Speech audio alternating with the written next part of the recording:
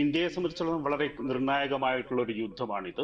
എന്ന് വെച്ചാൽ രണ്ട് സൗഹൃദങ്ങൾ തമ്മിൽ യുദ്ധം ചെയ്യുമ്പോൾ ആരുടെ കൂടെ നിൽക്കണം എന്നുള്ള ഒരു വലിയ പ്രതിസന്ധി ഇന്ത്യയെ സംബന്ധിച്ചിടത്തോളം ഉണ്ട്.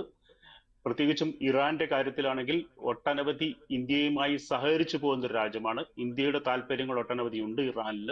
നമ്മളെ ചബഹാർ പോർട്ട് വരെയുള്ള സംഗതികൾ, അതേപോലെ ഇന്ത്യക്ക് ഡോളറിന്റെ ടേംസിൽ അല്ലാതെ ഓയിൽ വിൽക്കാൻ തയ്യാറായുള്ള രാജ്യങ്ങളിൽ ഒന്നാണ് ഇറാൻ, റഷ്യക്കൊപ്പം. എന്ന് നോക്കുകയാണെങ്കിൽ ഇന്ത്യയുടെ വലിയ താല്പര്യങ്ങൾക്ക്, ഇന്ത്യയുടെ എനർജി ഡിപ്പെൻഡന്റ് ആയിട്ടുള്ള രാജ്യമാണ് ഇന്ത്യ. അതുകൊണ്ട് ഇന്ത്യയുടെ വലിയ താല്പര്യങ്ങൾ ഈ മേഖലയിൽ നിലനിൽക്കുന്നുണ്ട്. അതിന് ഇന്ത്യ ഡൈവേഴ്സിഫൈ ചെയ്തിട്ടുണ്ട് കഴിഞ്ഞ 10 വർഷത്തിനുള്ളിൽ.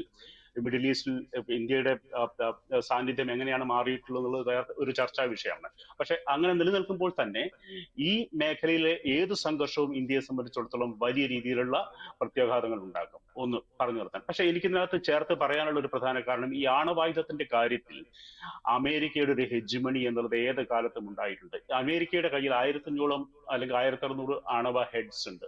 അതുപോലെ തന്നെയാണ് റഷ്യയുടെ കയ്യിലും. ചൈന നിരന്തരം ആണവ ആയുധങ്ങൾ കൂട്ടിക്കൊണ്ടിരിക്കുന്നുണ്ട്. ഇന്ത്യയെക്കാൾ കൂടുതൽ 5-10 ആണവായുധം പാകിസ്ഥാന്റെ കയ്യിലുണ്ട്. ഈ ലോകത്ത് ആണവായുധങ്ങൾ നിരന്തരം വർദ്ധിച്ചുകൊണ്ടിരിക്കുന്ന ഒരു കാലത്താണ് അൺഫോർച്ചുനേറ്റ്ലി നമ്മൾ ജീവിക്കുന്നത്. ഈ ആണവായുധങ്ങളെ നമ്മൾ, ഉക്രൈനെ പറ്റിയ ഒരു അബദ്ധം അതാണ് ഞാൻ പറയുന്നത്, സൂചിപ്പിക്കുന്നതാണ്. ഉക്രൈന്റെ കയ്യിലുണ്ടായിരുന്ന ആണവായുധങ്ങളെ നാറ്റോ ഇടപെട്ട് നീ ആണവായുധങ്ങളൊക്കെ കളഞ്ഞു, പ്രശ്നമില്ല, ഞങ്ങൾ നോക്കിക്കൊള്ളാം എന്ന് പറഞ്ഞിട്ട് ഉക്രൈനെ പറ്റിച്ച് അവസാനം ഉക്രൈന്റെ തലയിലേക്ക് റഷ്യ കയറി നിൽക്കുന്ന കാഴ്ചയാണ് നമ്മൾ കാണുന്നത്. ഈ ഡിറ്ററൻസ് എന്നുള്ളൊരു ആണവായുധത്തിന്റെ വലിയൊരു ഘടകമാണ്. പക്ഷെ ഈ ഡിറ്ററൻസിന് അപ്പുറത്തേക്ക് പോകുന്ന ഒരു കാഴ്ചയാണ് നമ്മൾ കാണുന്നത്. യുദ്ധം തുടങ്ങിയ 2-ാം ദിവസം തന്നെ പാകിസ്ഥാനൊക്കെ പറഞ്ഞ നമ്മൾ ആണവായുധം ഉപയോഗിക്കുന്നതാണ്. എനിക്ക് തോന്നുന്നു ഈ യുദ്ധത്തിന്റെ അടുത്ത കാല ചരിത്രത്തിൽ ഒന്നും അങ്ങനെ കണ്ടിട്ടില്ല. ആണവായുധങ്ങളെ ഇത്രയും കൂടുതൽ ഭീഷണിപ്പെടുത്താനും ഇത്രയും കൂടുതൽ മുൾമുനയിൽ നിർത്താനും പറ്റുന്ന ഒരു യുദ്ധ കാലാവസ്ഥ നമ്മൾ അടുത്ത കാലത്തൊന്നും കണ്ടിട്ടില്ല.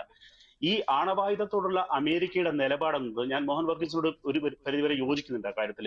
ഇറാന് ഒരു സാധ്യത നിൽക്കുന്നത് ഇതാണ്. ഈ 1998 ഇന്ത്യ ആണവായുധം പൊക്രാനിൽ പൊട്ടിച്ചു കഴിഞ്ഞപ്പം അമേരിക്കയ്ക്ക് ഉണ്ടായിരുന്ന ഇരിക്കപ്പൊറുതിയില്ലായ്മ നമുക്ക് എല്ലാവർക്കും ആ കാലം കണ്ടവർക്ക് അറിയാവുന്നതാണ്. ഇന്ത്യയുടെ മേലെ ഉണ്ടാക്കാതിരുന്ന ഉപരോധങ്ങളുടെ കയ്യും കണക്കും ഉണ്ടായിരുന്നില്ല.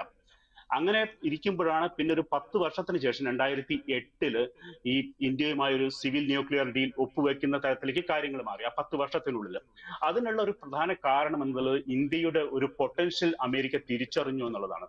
വലിയൊരു മാർക്കറ്റ്, ഒരു ഡെവലപ്പിംഗ് ഇക്കോണമി, ഇങ്ങനെയുള്ള ഒരു ലിബറലൈസേഷന് ശേഷം ഇന്ത്യയിൽ വന്നിട്ടുള്ള മാറ്റങ്ങൾ, ഇങ്ങനെയുള്ള ഒരു മാറ്റത്തെ തിരിച്ചറിഞ്ഞ അമേരിക്ക സ്വയം മാറുകയായിരുന്നു. ഈ കോണ്ടക്സ്റ്റിൽ നേരത്തെ മോഹൻ വർഗീസ് പറഞ്ഞ ഒരു പ്രധാന പോയിന്റ് എന്താ വെച്ചാൽ, ഇറാൻ സ്വയം തിരിച്ചറിഞ്ഞ് മാറാൻ തയ്യാറാവുകയാണെങ്കിൽ, ഈ ഖുമൈനി പോലുള്ള മതഭീകരരുടെ കയ്യിൽ നിന്നും ആ രാജ്യം സ്വയം മാറാൻ തയ്യാറാവുകയാണെങ്കിൽ വലിയൊരു സാധ്യത ആ രാജ്യത്തിന് മുന്നിൽ നിൽക്കുന്നുണ്ട്. ഇത് ഞാൻ ഈ രാജ്യത്തെ മാത്രം കണക്കാക്കി പറയുന്നതല്ല. ഇപ്പൊ സൗദി അറേബ്യയും UAE-യും ഖത്തറൊക്കെ എങ്ങനെ മാറുന്നു എന്നുള്ളത് നമുക്ക് എല്ലാവർക്കും അറിയാവുന്നതാണ്. ഈ എബ്രാഹിമിക് അക്കോർഡ് സൈൻ ചെയ്യാൻ അവരെല്ലാവരും തയ്യാറാണ്. ഇസ്രായേലുമായി ഒരു നോർമലൈസേഷന് തയ്യാറാണ്. ചില ഭാഗങ്ങളിൽ you have to cut some corners. അതൊരു പലസ്തീൻ എന്നുള്ള ഒരു വിഷയമാണെങ്കിൽ പോലും അതിനെ നിലനിർത്തിക്കൊണ്ട് തന്നെ പല കാര്യങ്ങളിലും വലിയ രീതിയിൽ മുന്നോട്ട് പോകാൻ ആ മേഖലയ്ക്ക് സാധിക്കും. അത്തരത്തിലുള്ള അന്വേഷണങ്ങൾ അൺഫോർച്ചുനേറ്റ്ലി ഈ ഇറാന്റെ ഭാഗത്തുനിന്ന് ഉണ്ടാവുന്നില്ല എന്നുള്ളതാണ് ഒരു സത്യം. മേ ബി ഈ പറഞ്ഞ നമ്മൾ എത്രത്തോളം ശക്തരാണെന്നുള്ള ഒരു തിരിച്ചറിവിന്റെ വെളിച്ചത്തിൽ ഒരു പക്ഷേ ഇറാൻ ആ വഴി തെരഞ്ഞെടുക്കുകയാണെങ്കിൽ അത് രാജ്യത്തിന് കൂടുതൽ സുരക്ഷ നൽകും. അതല്ല, ആണവായുധങ്ങളുമായി മുന്നോട്ട് പോകാനാണ് ഇറാന്റെ തയ്യാറെടുപ്പ് എങ്കിൽ തീർച്ചയായും അത് അമേരിക്ക നിഷ്കരുണം അടിച്ചമർത്തും എന്നുള്ളതിന് യാതൊരു സംശയവുമില്ല.